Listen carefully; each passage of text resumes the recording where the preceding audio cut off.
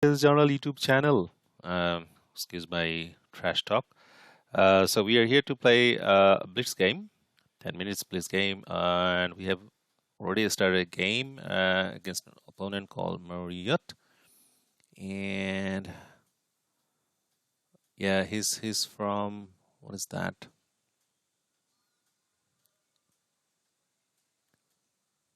Colombia. So he has played the London system. Now, what are we gonna play? The anti-London system or the Steinitz counter Gambit.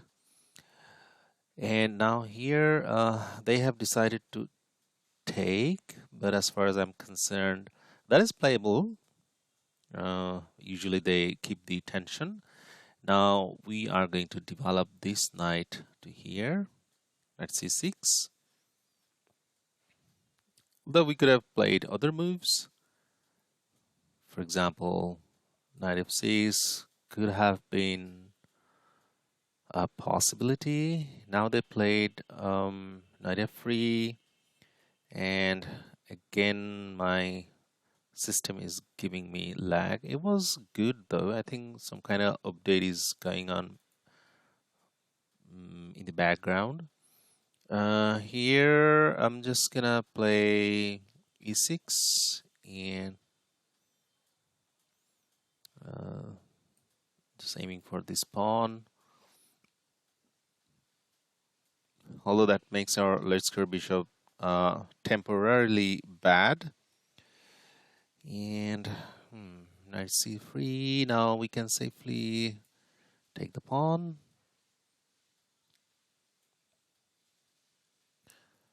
Okay, and e3, although they could have played e4. Anyway, now development, or should we pin the knight? Yeah, let's do that first, because this knight is gonna be a bit pesky here. Oops, I mean here and then aiming for here, supported by these Daskar bishops. So we gotta be a little bit error. Now they have decided to pin our knight. That's a good move. Now what are we gonna play? Let's develop this knight here. So we are defending like this way, and they have decided to castle. Okay, now what? This bishop, I think we can castle as well. We could also give up this knight, sorry, give up this bishop and damage their pawn structure. But I think castling is alright. So I have played many games already with this anti-London system setup, the Steinitz counter Gambit. Here I could have also considered taking with the pawn, but I don't know why I played that one. It looked cool, that's why. Alright, now our light square bishop is real bad piece. Now what do? We want to play this one so that our light square bishop becomes good, as well as play in the center. As far as that is concerned, let's play f6. I know that looks a bit risky, but I've played these by myself in many games and with good results. Like I said, you gotta be a little bit alert. So thanks for tuning in, guys, and the support in the mode of subscription. Okay, so they have asked a question to our Dosker Bishop. Now, there's a tactic that they could play. I mean, like, for example, if you move these dot square bishop here, and this capture is a tactics you should be aware of. So I think I'm gonna give up the dot square bishop. So now I'm dealing with light square bishop, which is a bad bishop, but still we have this one, e5.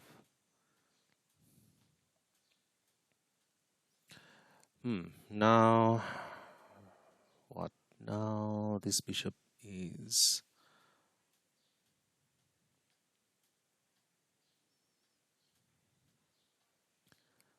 a good bishop.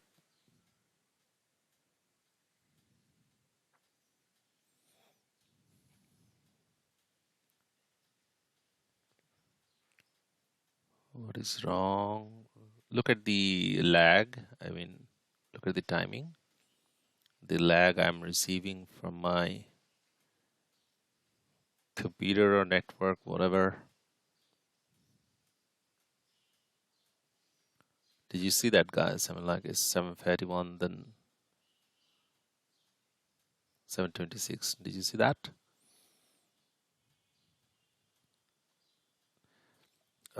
Do let me know, guys. Is there any way I can stop this? It happens quite often. Now let's develop this rook here, X-raying the queen.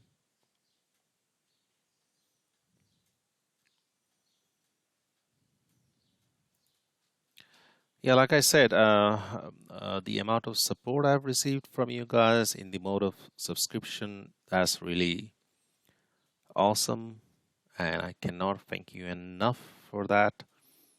And those of you who are new to this channel, please consider subscribing. Now that is for the time being defended. Okay, this pawn is weak, so that's a good move they played with multi-purpose. I'm gonna place the knight here. That is also another multi-purpose move, attacking the queen, defending the pawn here. Let's see how they react. I think they're gonna play here. Okay. But that allows us to grab a pawn and attack the knight. So their knight is under fire. And what is their rating? 1737. Okay, they shouldn't have allowed us to do that. So this is an intermediate level player we are dealing with here. And let me know, guys, how are you comfortably dealing against the London system? The setup I play here, you can apply in your own games. The Steinitz counter Gambit. This is going to give you guys interesting results with a lot of counterplay. Okay, now they pulled their queen back to b4 square. Okay, so what it does, this also attacks our light square bishop, right? Tricky. So no time to grab anything. Also defends this knight here. And I have only got 4 minutes left, so let's pull the bishop all the way back here. Our knight is defended here, so what we're gonna do, we're gonna put our pieces in the optimal squares so that they are defended, as well as creating a lot of discomfort in our opponent's camp. So they have put their knight on a free square to get rid of this any kind of threat, as well as that also allows their queen to now move. And we are gonna simply attack their queen by placing the rook. Yeah, let's do that.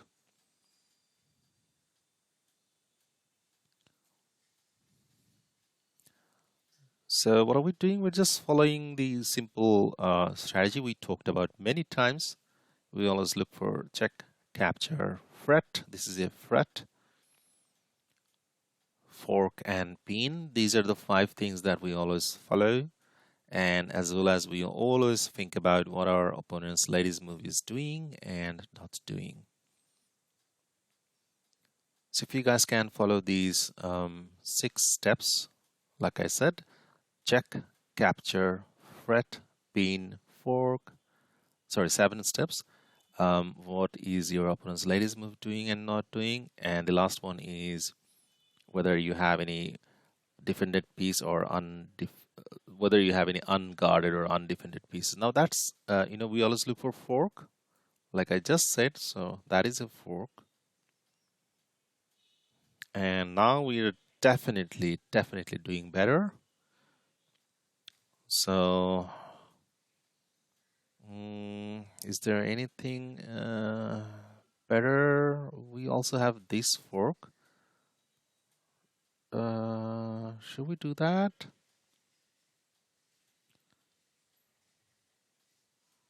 No. In that case, our knight is a goner. Okay, so yeah, out of excitement, just we do not play anything out of excitement. We play measurable risks. Now they have taken, but the fork is still now the fork is very much possible. The second fork, so this is a complete nightmare for our opponent. And is there anything they have? I don't think so. So let's take the knight. So it's good time for them to resign. And I only got a couple of minutes left. Now I'm just gonna be on bullet mode activated. I'm just gonna exchange pieces.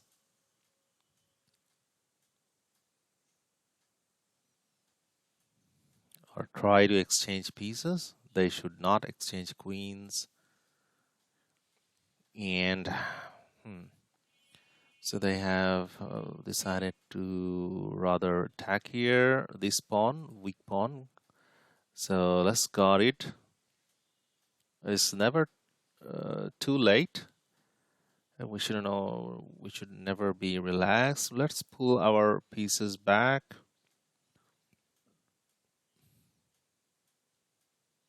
Next step is probably double up the rooks here.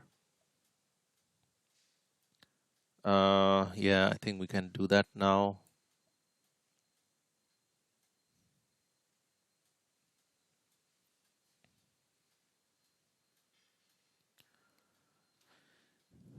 So how's your chess going, guys? Hopefully everyone is playing better these days. Hopefully. If you guys have any problems. Okay, so they are attacking our low square bishop, but what's worth more than the bishop? Definitely the queen. So let's do that. So if you guys are facing any problems in your games, do let me know. Or any particular opening you want me to play for you guys, let me know in the comment section so that I can help you guys. I am already helping a lot of guys, I believe. And now let's take this one. And that doesn't mean that my help and support to you guys is gonna stop there, albeit the fact that some of you have asked for the strategy lecture sheet, and okay, they are attacking our bishop, but let's just exchange pieces. Let's pre-move this thing.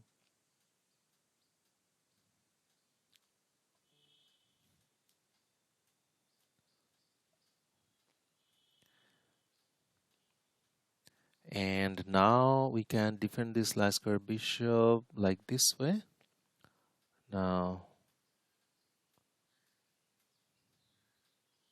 that also makes sure that They don't have this one here, the little threat. Yeah, like I was saying,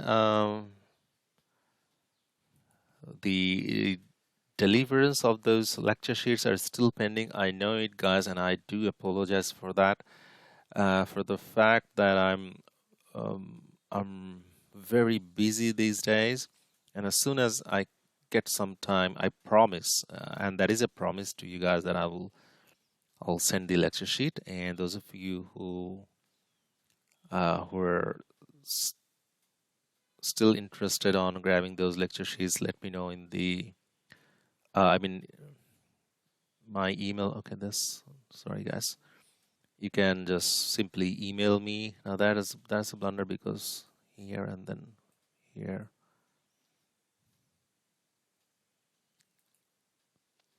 So they have just resigned. And okay, let's go back.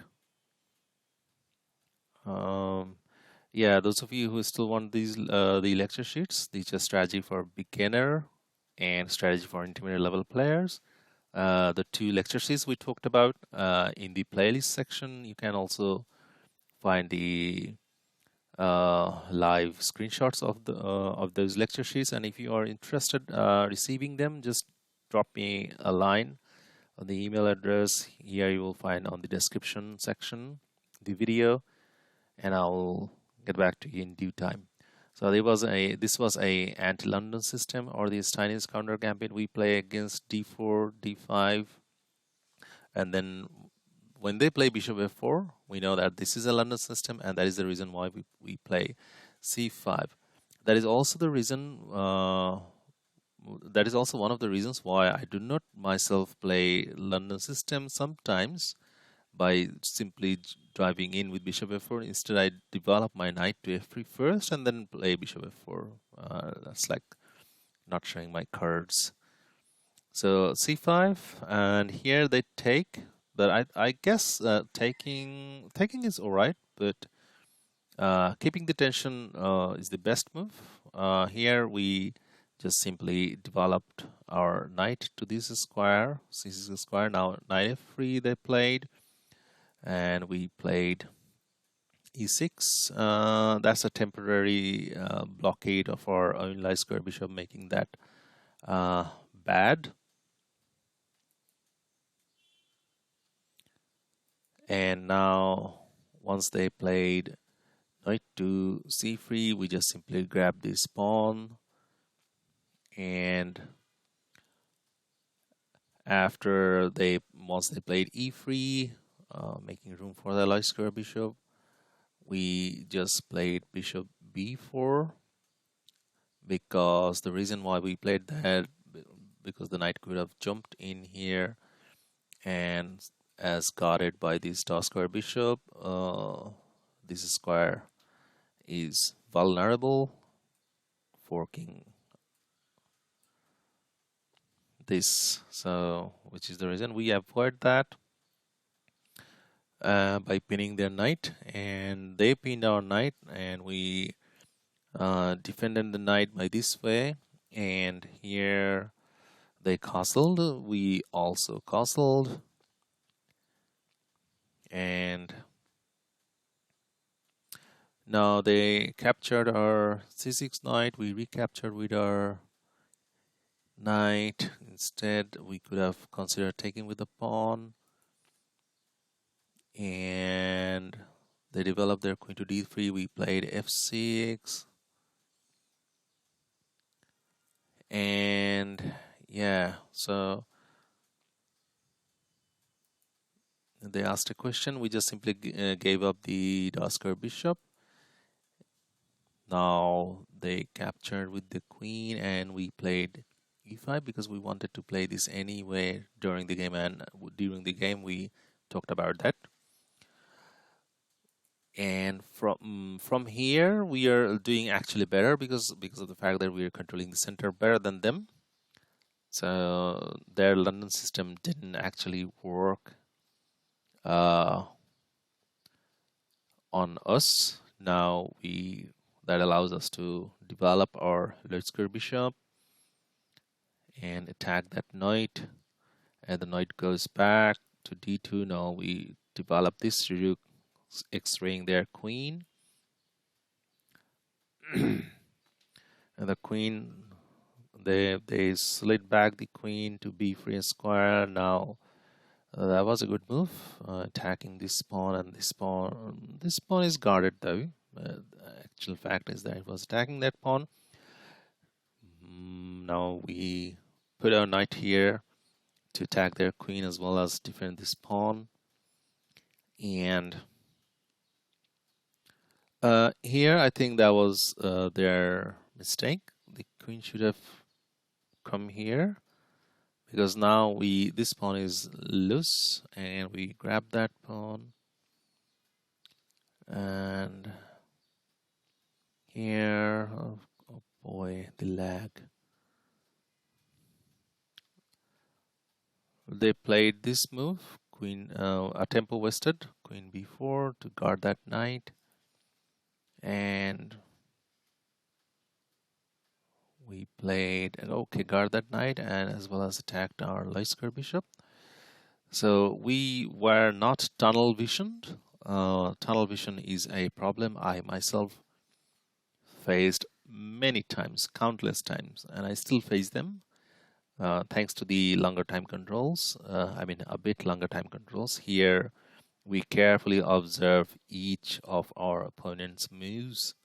What is it doing and what is it not doing? So it actually is guarding this knight as well as attacking our light square bishop. So we pulled our bishop back here, defending this pawn, so that our knight can move. And now they played knight back to f3, the same strategy. And now we put the rook here, attack their queen, and queen needs to react. Went back there, and now we played knight b3. So I think the queen, that was the major blunder. Queen should have gone here. Okay. So from this point in time, their position actually crumbled, and slowly and gradually we put that crumbling position of theirs into a nightmare. We turn that. This is another fork. See the queen. That's the reason why the queen should have stayed away from this potential fork. Yeah, so I'm gonna stop here, guys, and thank you again for watching this content. Thanks for subscribing, and those of you who are new to this channel, please consider subscribing. And I hope good luck in your chess. Take care of yourself. Peace. Bye bye.